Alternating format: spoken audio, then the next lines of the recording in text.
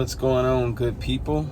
I hope everybody's out having a blessed day as much as they can due to all this quarantine, which due to the quarantine got me looking real rough because all the barbershops are closed, so this sucks. But yeah, sorry, man. First I gotta apologize because my goal was to make a video, at least one video a week, and I already fell behind due to I had a tenant who moved out, and I had another tenant already on deck who wanted to move in, so I had to take some time and get the rental straight, man. Go in there and sand some floors and do some painting, and it was very time consuming. In fact, she's moving in, but I still got outlets and stuff to change out, so we're about finished though. And now I got my free time back, so it's back to y'all, right? So I know in the last video we talked about how what I did to acquire my first property, right? So we're going to talk about how buying that first property right made it a lot easier to acquire my second property. So I'm hoping you could take something from this and use it, something that helps you get that first or second property. That's why I make these videos, to just share, kind of give you guys a little shortcuts. So that first property, let's revamp on that. That one, as you know, if you watch my last video, that one we were able to purchase cash, right? Which was bittersweet.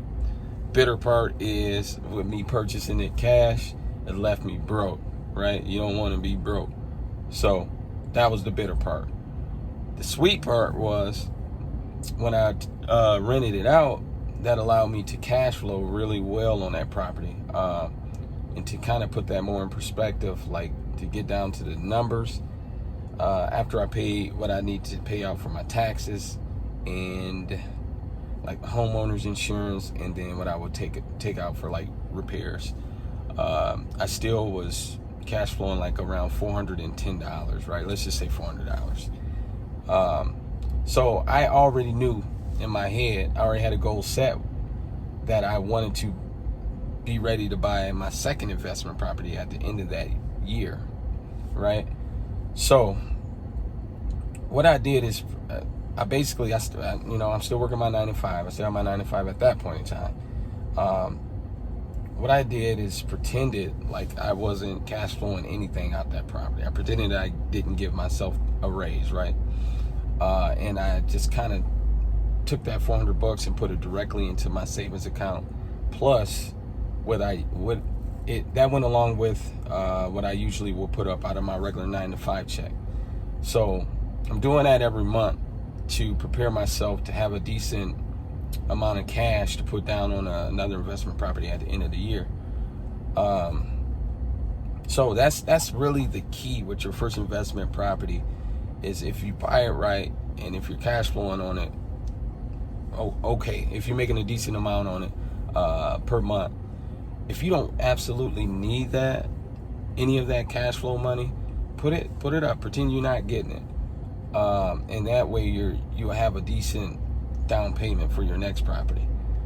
So what ended up happening was I actually saved, it was about 14 months. What happened was one of my grandfathers, he passed away, and my dad and his sisters and his brothers, they reached out to me and asked me basically, was I interested in buying this property? And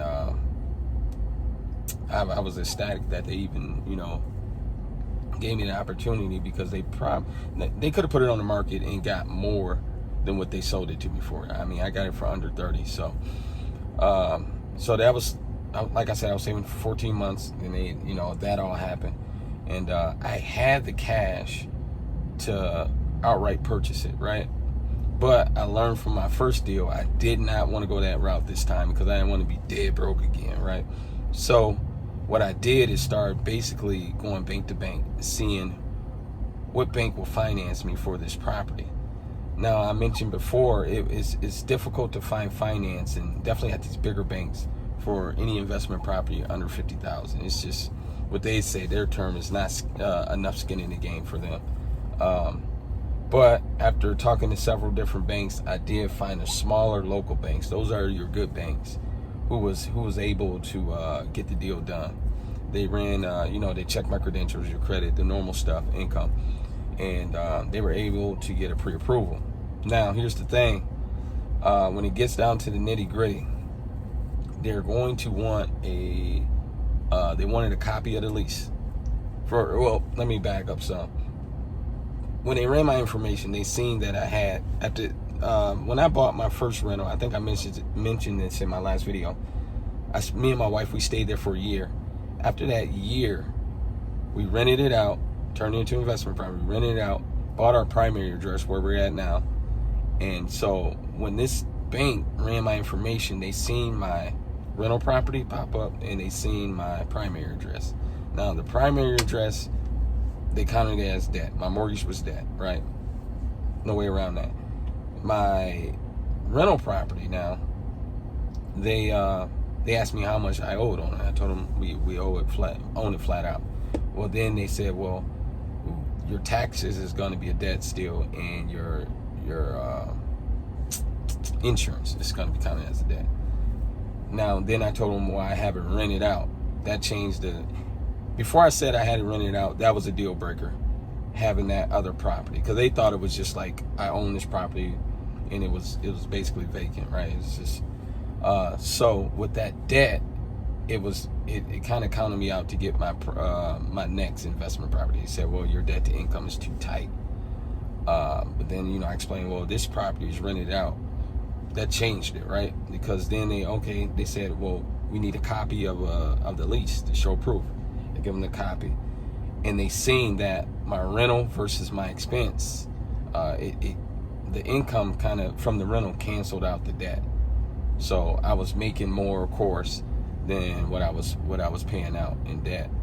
And they seen that, I was making like $400 something a month, which helped me. Now they counted that as an income instead of the debt, which got the deal done for me for my next investment property.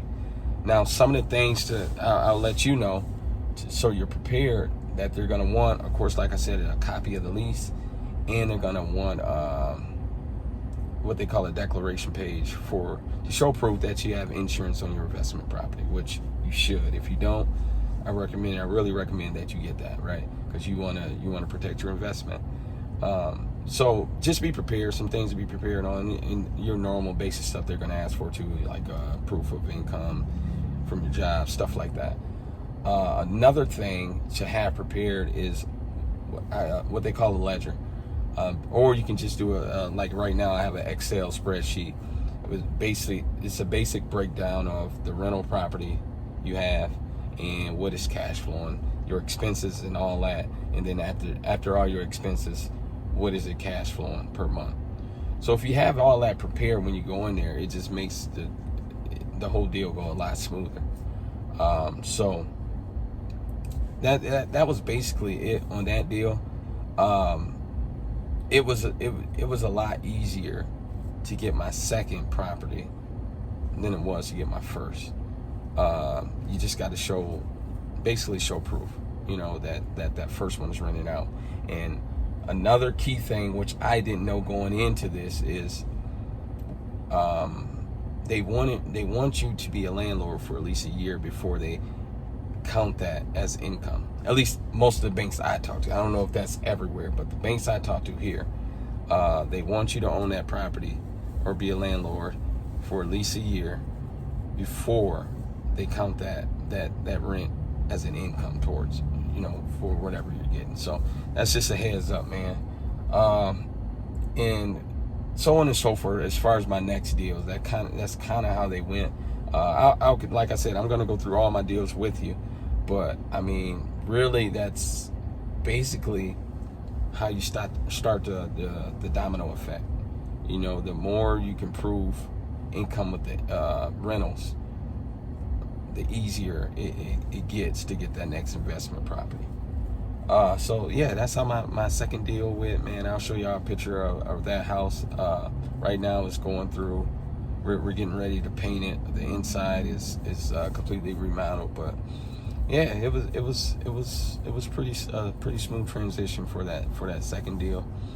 And one thing I want to mention that I know I mentioned before is just when you're looking for these rentals, already have it before you go out there and start searching. Already have a price set in your mind that you want to cash flow per month.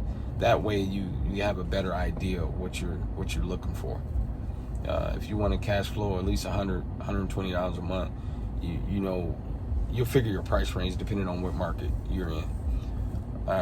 So yeah, that's how my second deal went, man. Like I said, I apologize that this video took so long to put out there, but I got tied up with one of my rental properties. So if you have any questions or comments or anything, just put it below. Make sure you hit the subscribe button for me, like, share the video, and I'll be back with y'all probably next week. Well, for sure next week. All right, take it easy.